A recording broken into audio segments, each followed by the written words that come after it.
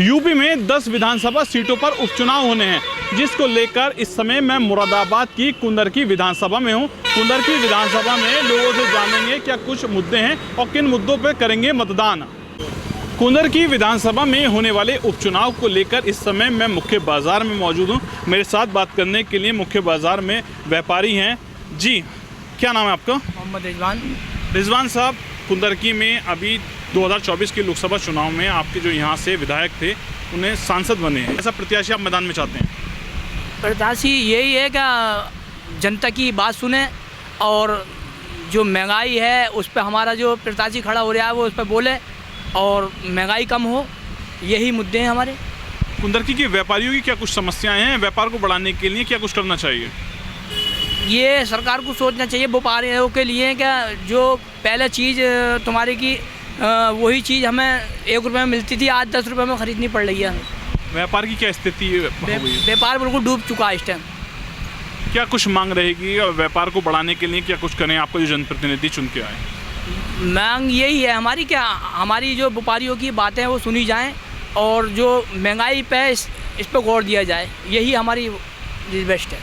युवा व्यापारी हैं, उपचुनाव होने आपके यहाँ, क्या कुछ मुद्दे हैं युवाओं के?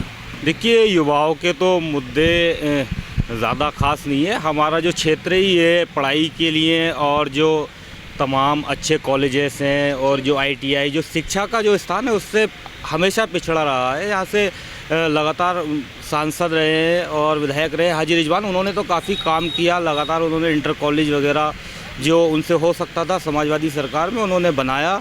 लेकिन जब से भारतीय जनता पार्टी की सरकार 2017 से आई है तो इस क्षेत्र को, चूँकि समाजवादी पार्टी की सीट यहाँ से निकली, तो इस क्षेत्र को बिल्कुल पिछड़ा बना दिया गया। बिल्कुल यहाँ के जो हालात हैं वो बिल्कुल खस्ता हैं। कोई अधिकारी या कोई सत्ता पक्ष का व्यक्ति या कोई नेता इस क्षेत्र पर कोई ध्यान नहीं दे रहा। यहाँ से अभी 9 किलोमीटर का जो राजमार्ग है वो डींगरपुर से कुंदरकी, इतनी हालात उसकी खस्ता है। और लगातार किसी भी क्षेत्र में देख लो आप, 2017 से लेकर के आज तक का जब आप रिकॉर्ड उठाओगे तो इस पूरी विधानसभा में 1 रुपये का काम नहीं हुआ है। ये लगातार इस विधानसभा के लिए सौतेला व्यवहार किया है सरकार ने। शायद इस वजह से कि समाजवादी पार्टी की सीट यहाँ से लगातार जीतती रही है, इसलिए इस विधानसभा के साथ सौतेला व्यवहार हुआ है। और यहाँ का युवा व्यापारी सभी लोग परेशान हैं, सभी लोग। और युवा, खासकर युवा तो शिक्षा के लिए इतना परेशान है कि यहाँ से दिल्ली, अलीगढ़ और लगातार विभिन्न क्षेत्रों में जाना पड़ता है। लेकिन हमारे जो लोकल में वो कोई ऐसा स्थान नहीं है जहाँ से हम शिक्षा प्राप्त कर सकें। क्योंकि मैं भी एक BA फाइनल है कर चुका हूँ और एडवोकेट की मेरी तैयारी चल रही है, तो उसके लिए हमें बाहर जाना पड़ेगा। तो यहाँ कोई ऐसा शिक्षा का स्थान नहीं है।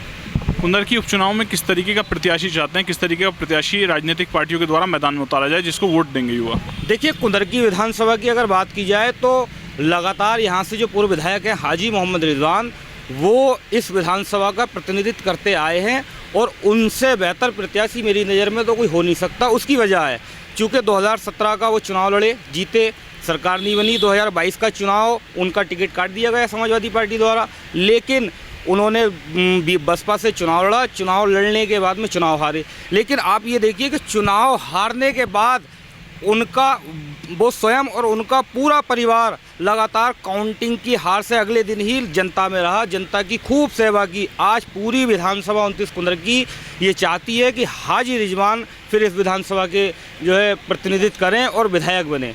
यही इस पूरी विधानसभा की मांग है। हालांकि राजनीतिक पार्टियों में 2-4 होते हैं जिन जो मुखालफत करते हैं, लेकिन जो विधानसभा की सच्चाई है वो यही है। क्योंकि लगातार उन्होंने जनता के बारीकी से जानते हैं वो जनता के दुख को। और जो कोई व्यक्ति जा रहा है, कोई विधानसभा का है, तो उसे दूर से लेकर नाम लेकर उसे पुकारना, और रात को कहीं कोई काम हुआ तो अपने धोती पहनकर जो है 2-2 बजे रात के जनता के लिए काम करना, तो यही बहुत बड़ी चीज़ है उनके लिए और जो जनता चाहती है। जी, चुनाव नज़दीक हैं, क्या कुछ मुद्दे हैं?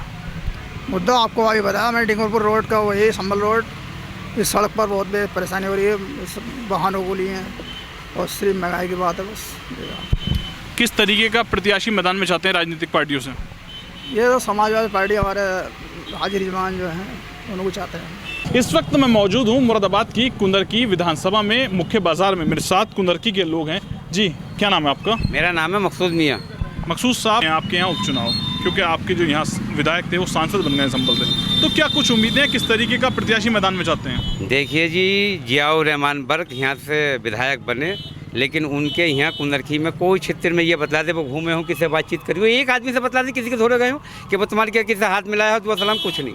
हाजी रिजवान है, अच्छे नेता हैं, कोई बुरे नहीं है, मेरी कहीं उनके लेन देन को नाराज़ी नहीं, लेकिन कहने का मतलब ये कारल वो भी कुंदरखी के अंदर बैठे।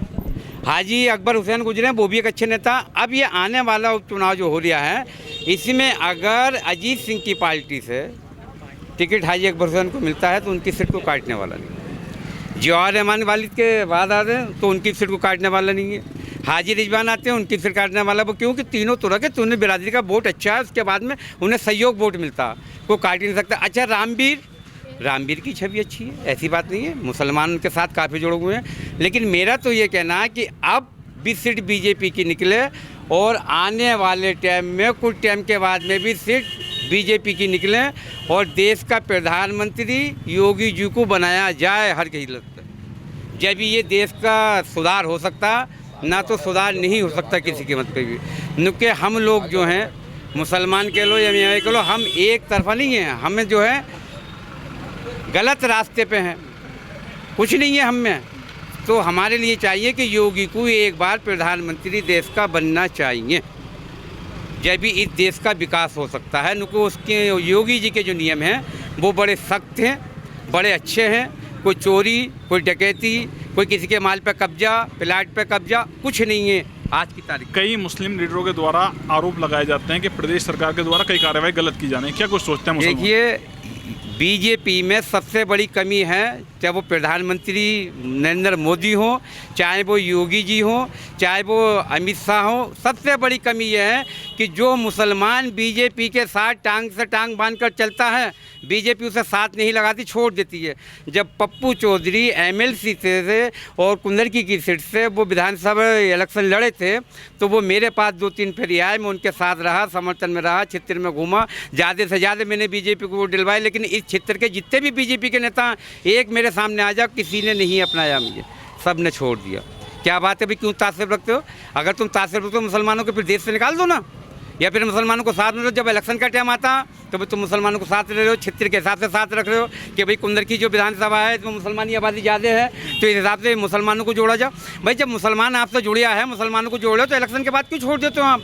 तो पप्पू चौधरी ने क्यों छोड़ा, हमें काहे की नहीं छोड़ा? जब हमसे जुड़े थे, हमने कहा, हमने नाराज़गी करी लोगों से। हाजी अकबर हुसैन के हम बहुत करीबी आदमी थे, करीबी रहे, और हमने बीजेपी को वोट दिया, बीजेपी को लड़ाया, तो काहे के लिए हमें बदनाम करा? आज हमारे साथ कोई भी नहीं है, लेकिन फिर भी बीजेपी के कारनामे अच्छे हैं। और पार्टियों के अखिलेश सिंह आए, अखिलेश यादव थे, मुख्यमंत्री रहे, क्या रहा थाने पे? भीड़ आ रही दलालों की, कौन सा काम बिना पैसे को हुआ? आज थाना जाके देखो, आप साफ पड़ा हुआ, पुलिस में जाओ, सुनवाई हो रही है, और गलत काम करोगे तो भैया सुनवाई कैसे होगी? अब मैं दुकान चला रही हूँ, ईमानदारी चला रही हूँ, पुलिस में क्यों बिगाड़ेगी? किसी काम को जाऊँ, पुलिस सुनेगी, एहतराम भी करेगी, चचा भी कहती है, एहतराम भी कहती है। तो मेरा कहने का मकसद ये है कि आने वाले टाइम में बीजेपी की सरकार बने और योगी जी को प्रधानमंत्री बनाया जाए, जब भी देश का कल्याण हो सकता है, और किसी के बस की नहीं है।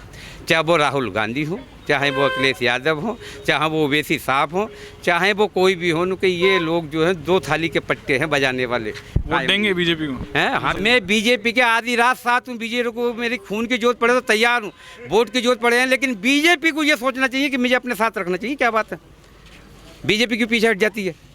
जब मैं बीजेपी के साथ हूँ तो बीजेपी क्यों हवा ख़राब होती है? एक मुसलमान को बीजेपी साथ नहीं लगा सकती, इस लायक नहीं है वो लोग। जब एक मुसलमान उनके साथ चलने को तैयार है, समाज में बदनाम हो गया, तो वो उनकी इतनी भी औकात नहीं है कि वो एक मुसलमान को साथ रखना। आपकी कुंदरकी विधानसभा में मुस्लिम लीडर की चर्चा चलेगी, मुसलमान नेता ही भेजेंगे यहाँ? बीजेपी ने तो आज तक किसी मुसलमान को टिकट दिया हो तो आप मुझे बताओ तो सही, कौन से मुसलमान को टिकट दिया बीजेपी ने? ये बतलाओ मुझे, दिया आना बात को। जो उनके चेले चपाटे हैं, जैसे मुख्तार नकवी रामपुर वाले आदमी को बतलाओ। तो मेरा तो कहना साहब ये है कि बीजेपी वालों में भी बहुत बड़ी कमी है। कुंदरकी की सीट जो आज तक हारी है, और बीजेपी की सीट हारती रहेगी, कोई जिताने वाला पैदा न हुआ, लेकिन एक ही शर्त पे बीजेपी की सीट जीतेगी। बीजेपी अगर नेता मुसलमानों को अपनाए, गले से लगाए तो। और ये सबका साथ सबका विकास हो रहा है। देखो जी, सबका साथ सबका विकास हो रहा है, कॉलोनी आ रही है, सबको मिल रही, कोई परेशानी नहीं है, कोई काम में कोई भाव कुछ नहीं हो रहा। तो क्या मांग है?